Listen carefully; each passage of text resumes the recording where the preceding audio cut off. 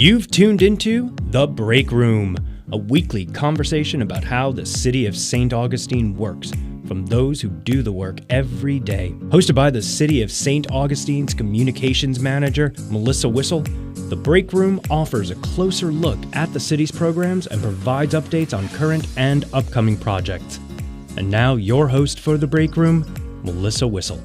Welcome to The Break Room. Thanks for stopping by. I'm Melissa Whistle, Communications Manager for the City of St. Augustine.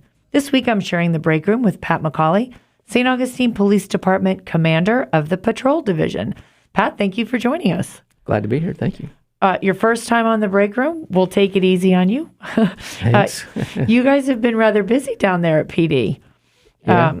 We're so glad to have you with us in studio. I want to back up just a little bit to a bit ago.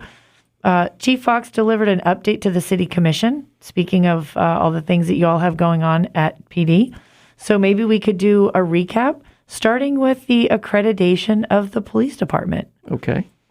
What is that and what does it mean? Well, accreditation is it's a set of standards or rules that are put in place by the Florida Police Accreditation Coalition. And there's lots of them. There's several hundred of them.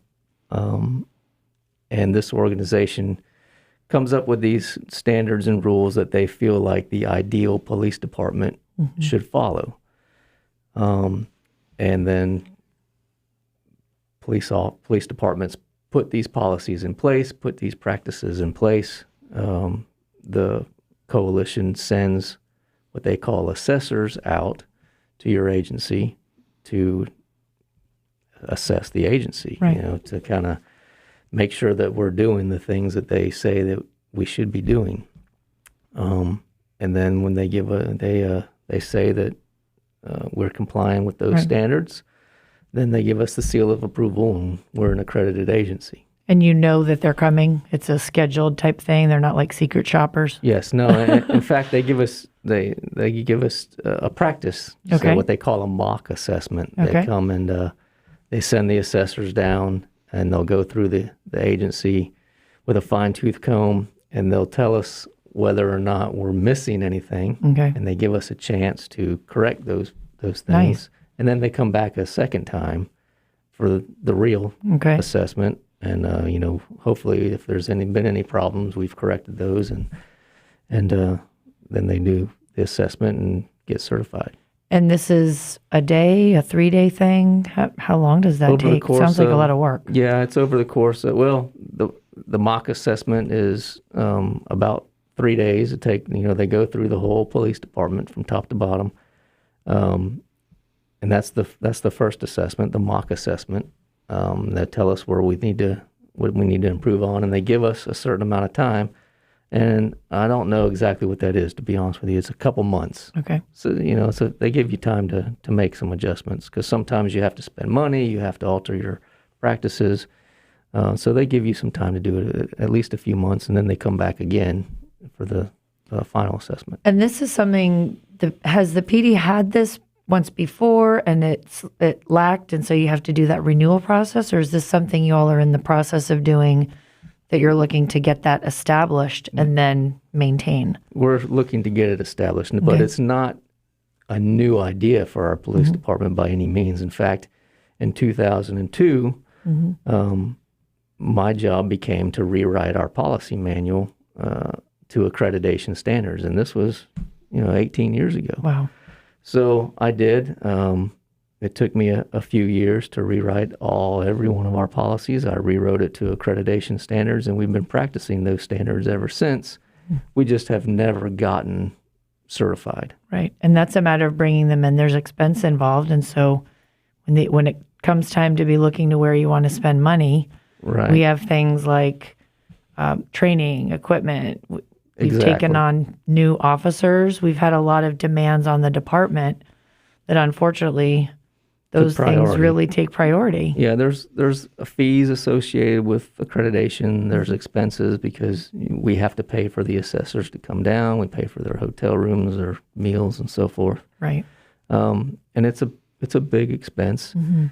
So, some over the years, other things, as you said, took priority training, in the last decade and a half or so has become very much in the forefront. And so we've spent a lot of money on training and other things like that. Sure.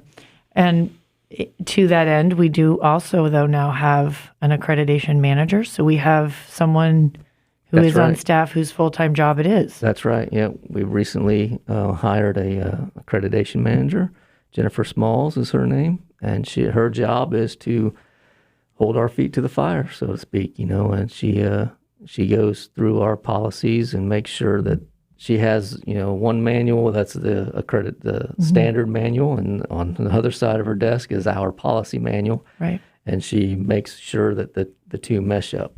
We'll have to make sure to get her in here. Yeah, she'd be perfect for the show. But we feel like we're ready. We feel like we've been ready for quite a while. In fact, we were prepared to have the assessors start coming, soon, but with the COVID-19, they were reluctant to start sending people around the state, right. So they've stopped doing assessments. But we think in the near future, by the end of this year, by the beginning of next year, Great. we're gonna be on course. That's going to be some great news. Yeah, just kind of gives you that little extra official in your title of the department is outstanding as it is. Our officers are fantastic. We have a lot of highly trained and successful. I know there's a lot of certifications that our officers have. You guys put that out on your social media quite a bit. Mm-hmm. So it's not a matter of us not being the quality. It's just a matter of getting that stamp, if you will. Right. Having the, it's been okay for the police department in the past to practice these standards without having the certification, but under the magnifying glass mm-hmm. of public scrutiny, sure,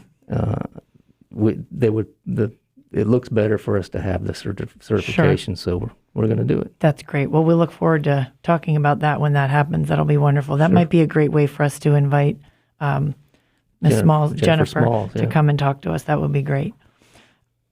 You're listening to The Break Room. I'm Melissa Whistle, Communications Manager for the City of St. Augustine. This week in The Break Room, I have the pleasure of speaking with Pat McCaulley, St. Augustine Police Department's Commander of the Patrol Division. Coming back to the conversation here, Pat, we were mentioning that Chief had spoken with our City Commission about the state of things at the department, and the other two topics really go hand in hand. That's body cameras and a police procedure that's commonly referred to as use of force, but in our policy protocols, as we were just talking about our standards, St. Augustine Police Department refers to it as a response to resistance. That's right. Tell us about response to resistance, body cameras, that really, like I said, it kind of all plays into procedure and how things are operationally done in the department. I know body cameras is also a little bit of there's pros and cons. Right. Yes, we have a response to resistance is the way that we term it, and we train to the level of, where we overcome whatever level of resistance police officer meets in a certain scenario. Mm-hmm. And our officers are trained to overcome that resistance and then stop and then de-escalate. We overcome the resistance and then back down. Mm-hmm. As soon as the situation is under control, then that's the end of it. It's never okay for excessive use of force. Mm-hmm. The public likes to throw that terminology around a lot in a lot of different scenarios where it just doesn't apply. We train to overcome whatever level of resistance we're meeting, and then to back down to de-escalate. And there's also a policy or practice of swapping out or tapping out. You find yourself in a situation, no one officer is in control necessarily in a situation that we're talking about where this resistance, where it really becomes a situation, if you will. One of the many facets of training that our officers go through is a course called Verbal Defense and Influence, and it talks about exactly what we just mentioned, de-escalating. And there's a block of instruction in that course that is called ethical intervention. And it's because some of the responses are very emotional, and it's easy to get caught up into some of these responses. And if you see a fellow officer who looks like they may be becoming too emotional or too involved, then, our officers are trained to step in and say, hey, take a break. I got this one. I can take it from here, and give that officer an outlet, right. to step away. That there's a block of instruction on that. We train to that. And we don't see, let's just put it out there, the procedure that's in the media the most, that has really drawn the most criticism, was that maneuver that we saw with George Floyd. We do not train that. We don't use that. There's a term for it. But right. in the bigger picture of things, we don't see that level of intense violence even. No, that maneuver called the lateral vascular neck restraint. And we've never trained to that maneuver. And we just don't use it. Mm-hmm. And we don't see a lot of that. We've had protests, a lot of community exercising their First Amendment rights. We've had a lot of protests, and everything has remained very peaceful. Again, even with emotions running, I've been to some of them. People get very vocal. No violence. No, we've really been very pleased with our community. I would echo some of the things that the mayor said last night in his commission meeting. Mm-hmm. There's been no violence. There's been no arrests. There's been no property damage, and we're really very, very proud of that. Right. You all remain a very clear presence in those, but you stand back. You're not inserting yourselves in that. I've always seen our officers being very respectful of the process. Right. Well, folks have the right to free speech, and when they exercise it, then we just stand back. And, mm-hmm. and now there's a zero tolerance for any kind of criminal mm-hmm. activity, criminal mischief or physical violence or anything like that. And that's what we're there for, is to step in if we see any of that. And we haven't seen any of that. And that maybe brings us a little bit over to body cameras. Mm-hmm.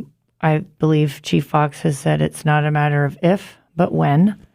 And part of that just has to do with times are changing, and there's two sides to the coin, of course, the advantage and the disadvantage. Can you address a little bit of that for us? Sure.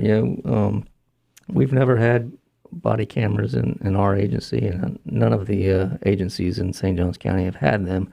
But that's not to say that we're afraid of them. It's just mm-hmm. that they're an expense, and so if you can overcome that expense, we'll put them on our officers, and they do a lot of good things. They protect officers, they protect the subjects, they collect evidence. But then again, there's another side to the coin also. These videos become public record, and a lot of times with the incidents that we go to, we see a lot of good people in some of their most dire straits, right. And some embarrassing situations and things where they don't want that incident made public. Mm-hmm. So you'd have to have a very strict redaction mechanism in place to take care of those kind of incidents too. So it's not, as you said, as Chief Fox has said, it's not a matter of if, it's a matter of when. And when they do come, we'll wear them. We'll be ready for it. Yeah. Pat, I really want to thank you for coming and talking with us today. There's a lot going on in St. Augustine. Certainly. We're so proud of our police department, the way you handle situations, and I think the police department presence and behavior in and of itself then is a reflection of how our community responds as well, that they kind of play off of that. So again, thank you for coming. You're welcome. Thank you for coming and speaking with us. We'll make sure to get Jennifer in here to talk about the accreditation when that fine day comes. And we'll call it a day for the break room. Okay. Thank you for having me. As we wrap up another edition of the break room, I hope we answered your questions. If we didn't, take a minute and drop an email. Send it to info@citysanog.com. Let me know what we missed or if there's someone you in particular would like to hear from. We want to keep you informed about what's happening in and around the city, and most importantly, that you hear it here from the people doing the work and making it happen every day. Remember that in order to stay connected, you need to be connected. So look for us on Facebook, Twitter, and Instagram @CitySanog. Thanks for tuning in. You've been listening to The Break Room, a weekly program about projects and programs offered by the City of St. Augustine. We hope you'll join us each week as host Melissa Whistle and her guests have a conversation that helps you better understand how our city works to meet the needs of our community. See you next time on The Break Room.